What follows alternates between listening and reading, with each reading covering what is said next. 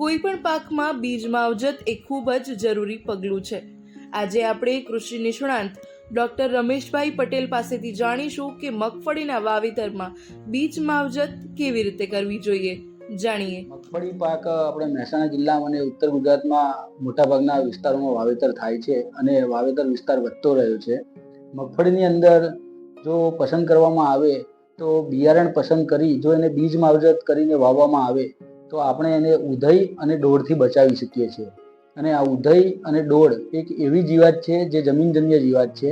જમીનમાં રહીને મૂળ કોતરી ખાય છે અને આખો છોડ નાશ પામે છે. જો આમ જોવા જઈએ તો ડોળના કારણે મગફળીની અંદર 10% માંડીને 60% જેટલું નુકસાન થાય છે.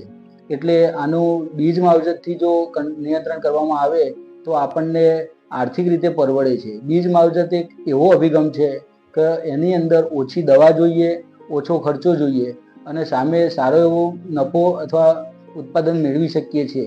એવું કહી શકાય કે ₹1 આપણે ખર્ચની સામે ₹100 જેટલો નફો આપણે એમાં મેળવી શકીએ છીએ.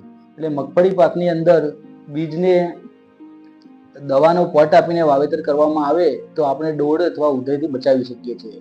આમ આપણે યુનિવર્સિટીની ભલામણ જોઈએ તો બીજ માવજત માટે ક્લોરપાયરીફોસ 20% ઇસી દવા અને ક્વિનાલફોસ 25% ઇસી દવા બંનેમાંથી કોઈ પણ એક દવા 20 ml પ્રતિ કિલો બીજ જો લઈ અને પટ આપવામાં આવે તો આપણે ડોળથી બચાવી શકીએ છીએ.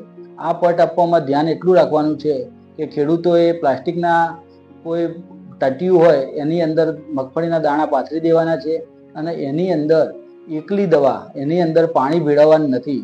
ખાસ ધ્યાન રાખવાનું. જો પાણી ભેળવશે તો મગફળીનું ઉપરનું છોતરું કહીએ અથવા પોતરું કહીએ એ નીકળી જાય છે અને દાણાની ઉગાવ શક્તિ મળતી નથી. એટલે એકલી દવાનો પટ 20 ml પ્રતિ કિલો પ્રમાણે બીજ માવજત આપી 3-4 કલાક છાંયડામાં રાખી સુકાઈ જાય એટલે એનું વાવેતર કરવામાં આવે તો મગફળીને આપણે ડોળથી બચાવી શકીએ છીએ. સાથે સાથે એ વસ્તુ ધ્યાનમાં રાખવાનું છે કે મગફળીની અંદર બીજો એક રોગનો પ્રશ્ન આવે છે. એ પ્રશ્ન આપણે એને સફેદ અથવા કાળી ફૂગ કહેવાય છે. જ્યારે મગફળીનો પાક 25 થી 35 દિવસનો થાય એટલે થડમાં કાળી અથવા સફેદ ફૂગ લાગે છે અને છોડ ઢળી પડે છે અને છોડ આખો સુકાઈ જતો હોય છે. તો આગોતરું આયોજન માટે મગફળીના પાકને ટ્રાઇકોડર્મા નામના જૈવિક જીવાણુ છે એની પણ બીજ માવજત 20 ગ્રામ પ્રતિ કિલો બીજ પ્રમાણે આપી અને વાવેતર કરવામાં આવે તો આપણે સફેદ ફૂગથી બચાવી શકાય છે.